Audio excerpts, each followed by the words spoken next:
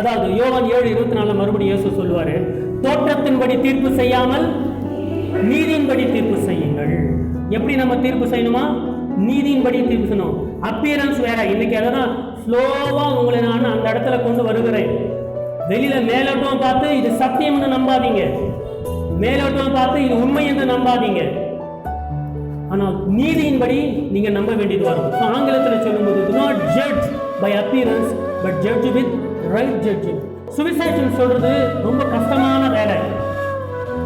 ஆனால் ஆவியானவர் உங்களுக்குள் இருந்தால், இந்த வேதம் உங்களுக்குள் இருந்தால் கர்த்தர் அதை என்ன பண்ணுவாரு? சுலபமா மாற்றி கொடுப்பாரு. 1 பேதுரு 3:15 உங்களில் இருக்கிற நம்பிக்கை குறித்து உங்களுக்கு இருக்கிற அந்த ஃபெய்த் இருக்கு இல்லையா, நீங்க யாருங்க? கிறிஸ்தவங்க நாங்க அப்படின்னு சொல்றீங்க. உடனே யாரோ கேட்கிறாங்க, எப்படின்னு கேட்கும்போது உங்களிடத்தில் இருக்கிற நம்பிக்கை குறித்து உங்களிடத்தில் விசாரித்து கேட்கிற யாவருக்கும் சாந்தத்தோடும் வணக்கத்தோடும் உத்தரவு செல்ல எப்பொழுதும் ஆயத்தமா இருங்க. இந்த வசனத்தை நம்ம பின்பற்றினால் ஒவ்வொருவரும் ஒரு வருஷத்துக்குள்ளாக ஒரு ஆத்மாவை சபைக்கு கொண்டு வரலாம். அப்படி கேட்கும் போது நம்ம என்ன செய்யணுமா?